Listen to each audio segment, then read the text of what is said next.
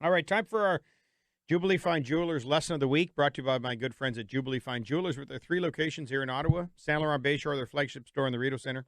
Been around since 1952, locally owned and operated. Great supporters of Ottawa Senators, TSN 1200, and most importantly to me, I might add, Tee It Up, this radio show, and my junior golf initiative. They support that every year, too. So if you need any writing instruments, timepieces, or jewelry, engagement rings, and the like, just give them a chance to earn your business. That's all we ask. Go in there and check things out. Talk to Sabah, talk to Mo, talk to their all their great staffs. Okay, let's talk a little bit of lob shot work. So the number one thing you all do wrong when it comes time to hit a lob shot is you have the hands forward and the ball back. Now, let me ask you a very obvious question. If you want to hit the ball higher, why are you moving the ball back? I think we've got this idea that you need to spin it and hit down on it to spin it. It does not work like that. It does not work like that. Solid contact produces spin, not downward hitting. Okay? So the first thing you do is move the ball well forward. Get the ball almost off your front heel and get your hands at most in line with the ball. Get your hands back. And your idea here, your thought to hit this shot is to get the back edge of the sand wedge, the bounce, the back part of the bounce of the sand wedge, to hit down through the grass with an open face, right? So you open the face a little bit to hit the ball higher. And then you make sure the back edge of the club hits the grass so that there's more loft on the club. The ball pops up in the air, all right?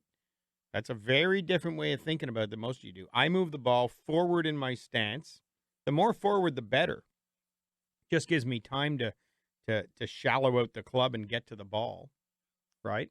And then you want the hands back. You want them in line with the ball. You don't want them in front of the ball. You might even want them behind the golf ball. Now, a couple of things. If you're going to open the club face, when you open a club face up, first of all, open it, then regrip it. Don't just turn your hands. Because when you try to open the face by just turning your hands, as you're swinging, it'll close up again. So you open the face up, then you grip the club. When you open a club face, it also makes it aim to the outside. So to the right side for a righty, to the left side for a lefty. So then you have to swing across the ball, which is a nice little benefit because an out-to-in swing is a little bit of a better way to get that club to cut into the ball properly. All right, so if you're going to aim... You're going to open the face so it's 5 degrees aiming right at target. You got to swing 5 degrees left of the target and get that club to slide under there a little bit. All right. Now, here's the main part of the tip I want to give you, and it's about leg action, everybody. And this leg action will help you with everything in golf. I gave a lesson yesterday with a good regular of mine. His leg action was deplorable for this shot. And there are a couple of things all of you do. First of all, because it's such a short shot, many of you try to stay flat-footed and just turn your chest and turn your chest. And so your legs do nothing. They really just rotate. You can't do that to hit a golf shot. Your legs always have to post up or move up into the golf ball. So here are the two things that golfers... Well, first of all, not moving their legs at all is pretty bad. You know, that's very bad, actually. The other thing that happens with golfers is because they're thinking of a turning motion, sometimes in the backswing... Now, everybody, we're right-handed here for this little example, okay? So I'm standing over the ball, and as I swing back, I straighten my right leg, and my left leg kicks forward. This is the action that my client Bob had yesterday. So when he swings back, you turn the chest. The right leg, the back leg straightens. The front leg bends in like a teeter-totter. And what that does is when that left knee bends forward, you know, because one leg straightens, one bends forward, it's terrible leg action. It has nothing to do with golf. But when that happens, you also drop your head and fall forward. This is how you hit shanks. Because when the left knee pops out forward towards the golf ball, your left chest and head also pop forward. And now you're closer to the ball, you can shank it, right? Hit it in the neck of the club. So you got to be really careful in golf. Your legs actually in your backswing are pretty quiet. You have to do something with them. You can't just do nothing. That's your first leg flaw. Second leg flaw is what I call those teeter-totter legs. The back leg straightens, the front leg pushes outward towards the ball. You know, teeter-totter kind of. And then on the way through, the left leg straightens and the right leg falls forward. And it has nothing to do with athletic motion, but a lot of you do it. When you swing, even a little pitch shot, a little lob shot like this, your back leg has to stay flexed and quiet and resist against the turning of the chest. That keeps you quiet, still, and level. Your front knee should cant in a little bit towards the right knee, right? It comes back.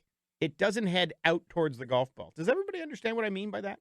If you don't, tweet me. But your legs, really, your back leg should stay where it is, nice and flexed and active. Your lead leg should cant in towards the right leg a little bit, towards the back leg. Everybody understand that? That's how the legs work in the backswing. Back leg stays put, front leg moves in a little bit. They do not straighten and bend like a teeter-totter, okay? That's not good. Now, here's the other thing that happens. A lot of you want quiet leg action, but you don't post up to the target.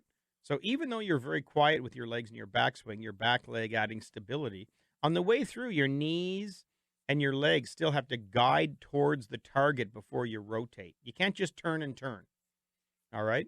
It's called posting up, and you need to do it. And that's why I like the ball forward.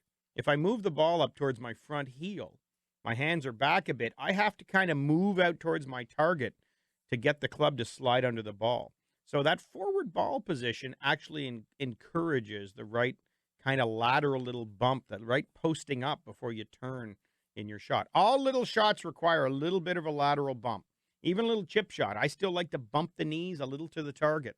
Your legs in golf stay under you and support you against the rotation of the upper body in your backswing. So they're kind of resistors and flexors in the backswing. But on the way through, they have to move out towards your target. Kind of like a baseball batter steps to the pitcher, right? There always has to be that lateral motion towards the target. You go to throw a Frisbee, you kind of bump forward and then turn your chest and release the Frisbee. It's the same concept always in golf. So quiet in the backswing, little bump to the target, then a rotation in the follow-through. But very important to have the hands back and understand the bounce to slide that club under the ball. The last thing you want to do to hit it with a 60-degree wedge or hit any kind of soft shot is hands forward, ball back, weight on the front leg. And I see this all the time in golfers. I had to talk to Bob every single swing for the first 20 yesterday. Hands are too forward, move your hands back, and then he'd hit one, and then, stand over the ball again. Hands are too forward, move your hands back, because you have this feeling like you want the hands in front of the ball. The ball's back, your weight's on your front leg.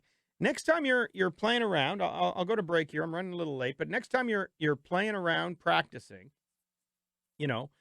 have someone take an iPhone photo of you from face on at address and just see where your ball position is, see where your hand position is, see where your weight distribution is.